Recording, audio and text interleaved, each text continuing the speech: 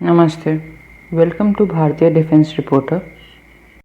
कल भारतीय नौसेना के अधिकारियों ने यूएस के मेरीलैंड नेवल बेस पे बोइंग के FA-18 सुपर हॉर्नेट को टेस्ट किया कि वो एक स्की जंप से उड़ान भर सकता है कि नहीं। FA-18 सुपर हॉर्नेट को ट्राई किया जा रहा है कि क्या वो INS विक्रांत के लिए सही फाइटर जेट होगा या नहीं। भारतीय नौसेना के पास इस समय फाइटर्स की कमी हो गई है अपने दूसरे एयरक्राफ्ट कैरियर पे फील्ड करने के लिए। उन्हें दूसरे एयरक्राफ्ट कैरियर पे फील्ड करने के लिए एटलीस्ट 57 एयरक्राफ्ट की ज़रूरत है, जो कि कुछ स्पेयर्स में रहेंगे और कुछ operation on the aircraft carrier रहेंगे। इसी कारण की वजह से भारतीय नौसेना अब फाइटर्स का चुनाव कर रही है जो कि उसके दूसरे एयरक्राफ्ट कैरियर से उड़ान भर सके। TED-BF को अभी बहुत समय लगने वाला है, इस वजह से या तो भारतीय नौसेना को राफेल के नेवल वर्जन्स को खरीदना पड़ेगा या फिर से रशियन MiG-29 को ही खरीदना पड़ेगा, जो कि कई बार परेशानी के वजह बन रहे हैं।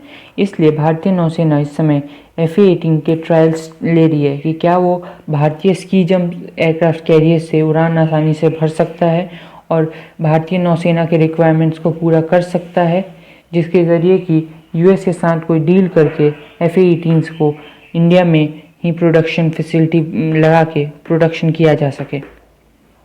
लॉकहीड मार्टिन पहले से ही भारत में अपनी पकड़ बना चुका है, जिसे देखते हुए बोइंग भी अपनी पकड़ भारत में बनाना चाहता है, जिसकी वजह से वो कई ल्यूक्रेटिव ऑफर्स दे चुका है भारत को उसके फाइटर्स के लिए। जैसे FA-18 पे पहले भी उसने उठाया है कि FA-18 भारत को खरीदना चाहिए।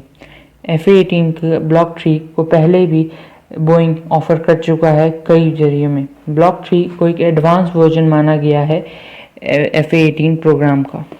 अब देखना ये है कि क्या FA-18 सुपर हॉर्नेट भारतीय नौसेना के रिक्वायरमेंट्स को पूरा कर पाएगा, क्योंकि कुछ ही सालों में दूसरा एयरक्राफ्ट कैरियर भी अब इंडक्ट कर लिया जाएगा इंडियन नेवी में, जिसपे कि फाइटर्स को फील्ड करना नेसेसरी हो जाएगा चाइना के साथ हालात को देखते हुए और टेंशन्स दूसरों के साथ इंक्रीज होते हुए।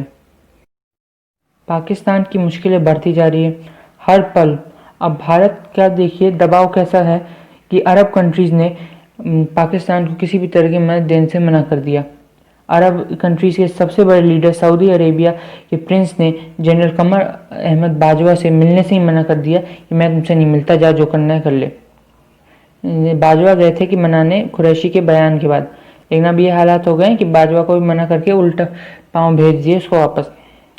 ये दिखाता है कि भारत कितना बड़ा अब ताकत बनी है पूरे इस्लामिक कंट्रीज और अरब कंट्रीज़ में, जो कि पाकिस्तान के लिए बहुत बड़ी मुसीबत है, क्योंकि उसका ओनली सोर्स ऑफ फंडिंग उसके टेररिज्म के लिए, उसके किसी भी काम के लिए, भारत के किसी भी एंटी इंडिया स्टैंड के लिए हमेशा सऊदी अरेबिया से पैसा आता था। सऊदी अरेबिया ही कई इंडिया में फंडिंग करता था टेररिस्ट ग्रुप्स की, जैसे PFI है इन सब की या जमात की, इन सब की वही फंडिंग बहुत बड़ी मात्रा में आती थी। और भारत में जो मदरसे कई चलते हैं जिनमें कई बकवास सिखाई जाती है, सभी मदरसों में नहीं सिखाई जाती पर कईयों में तो मोस्टली सिखाई जाती है, वो इस समय फंडिंग सऊदी अरेबिया से ही पाते हैं और उसका एक प्रभाव पाकिस्तान के ऊपर भी दिखता है, जिसकी वजह से कि पाकिस्तान अपने आइडियोलॉजीज़ को या किसी भी तरह से उस जरिए से इन मदरसों में घुसवा पाता है, जो कि हर समय भारत के लिए एक बहुत बड़ी परेशानी रहती है, क्योंकि इन मदरसों को सिखाने से रोका नहीं जा सकता कई रूल्स होने की वजह से, और कई इन्हीं जगहों से टेररिस्ट रेडिकलाइजेशन ये सब कुछ होता है, जिसे रोकना बहुत मुश्किल है देश में हमारे। लेकिन अब ऐसा रुकने के चांसेस हो रहे हैं, क्योंकि सऊदी अरेबिया अब ऐसी चीज़ों को रोक सकता है अगर पाकिस्तान उसके का साथ वो ना दे तो। इसकी वजह से कश्मीर में भी टेररिज्म कम होने के चांस है, क्योंकि अब अगर पाकिस्तान को फंडिंग नहीं मिलेगी सऊदी अरेबिया और अरब कंट्री से, शायद से उसके पास पैसे ना हो और चीन और तुर्की क्या कर ले। तुर्की तो वैसे ही तबाह हो रखा है उसकी इकॉनमी, और चीन को तो तबाह करने में सब लोग लगे हैं। तो अब यही सोच सकते हैं कि पाकिस्तान कुछ समय में खुद नहीं टिकेगा और उसके बाद हम शायद से वैली में शांति हो, अब क्योंकि अब बहुत समय बीत चुका है। हाल ही में इसी कई रीजन्स को देखते हुए शांति बनाए रखने के लिए भारतीय फौजों को भी वापस बुलाया जा रहा है कश्मीर वैली से, जैसे कि 10,000 फोर्सेस का विड्रॉल किया गया है पिछले अगस्त जैसे कि किया गया था 5 अगस्त को पिछले साल कि 35,000 फोर्सेस को वापस वहाँ पे भेजा गया था कि एक्स्ट्रा सिक्योरिटी दी जाए, ये सब किया जाए। तो उसमें से 10,000 फोर्सेस को वापस बुला लिया गया इमीडिएट विड्रॉल करके। ये दर्शाता है कि भारत पूरी तरह से कोशिश कर रहा है कि पीस और प्रॉस्पेरिटी को वैली में वापस से लाया जाए और इंटीग्रेट जो उसे किया गया है उसकी वजह से वहाँ के लोगों को अपॉर्चुनिटीज़, चांसेस और सब कुछ मिले और इंडस्ट्रीज ये सब कुछ वहाँ पे आराम से सेटअप हो सके और वहाँ की लाइफ सुधरे और रेडिकलाइजेशन और जो टेररिज्म वहाँ पे फैला हुआ है वो ख़त्म हो जाए। पाकिस्तान की फंडिंग रुकने के बाद चांसेस हैं कि शायद से ये पॉसिबल हो। हम तो यही चाहेंगे। अल्ट्रा लाइट हार्वेस्टर्स, इनका नाम आपने सुना होगा, ये आजकल न्यूज़ में बहुत ज़्यादा आ रहे हैं। इनकी आपने जो भी फ़ोटो देखी होगी या इनको देखा होगा, लेकिन आपको पता है अब तक इंडियन आर्मी इनको इंडक्ट नहीं किया है, लेकिन अब इंडक्ट करने जा रही है फाइनल ट्रायल्स के बाद। इन फाइनल ट्रायल्स के बाद आर्मी इनका एक पूरा परचेज ऑर्डर देगी, जिसके बाद से आर्मी इन्हें इंडक्ट किया जाएगा। ये मोबाइल होते हैं और इन्हें आसानी से शॉर्ट क्रू में भी ऑपरेट किया जा सकता है और इनका ट्रांसपोर्ट बहुत ईजी होता है।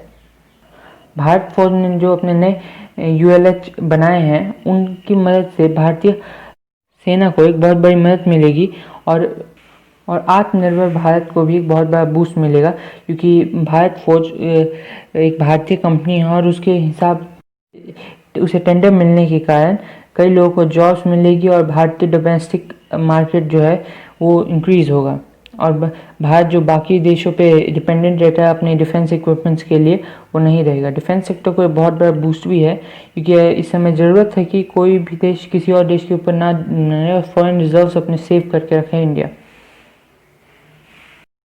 भारतीय कोस्ट गार्ड ने अपने बेड़े में एक नए शिप को इंडक्ट किया है जिसका नाम है सार्थक। इसे सूरत में इंडक्ट किया गया है। इसे बनाया है मैजगन एंड डॉक शिपयार्ड्स ने। एक फास्ट इंटरसेप्टर बोट है जिससे तेज़ी से किसी भी घुस रही शिप को पकड़ा जा सकता है और ये बहुत ज़रूरी है, क्योंकि गुजरात के इलाकों में कई पाकिस्तानी शिप्स को बार बार देखा जाता है और स्पीड इस समय ज़रूरत होती है, क्योंकि वो तब वापस लौट जाते हैं पाकिस्तानी वाटर्स में, जिसकी वजह से कि एंट्री इन कोस्ट गार्ड नहीं कर पाता है। लेकिन अब शायद से ऐसा नहीं हो और भारतीय कोस्ट गार्ड आसानी से उन्हें पकड़ सके। कई बार टेररिज्म के भी रीज़न बनते हैं और या स्मगलिंग के रीज़न बनते हैं, जिसे रोकना बहुत ज़रूरी है भारतीय वाटर्स में। कृपया लाइक और सब्सक्राइब करना ना भूलें। जय माँ भारती।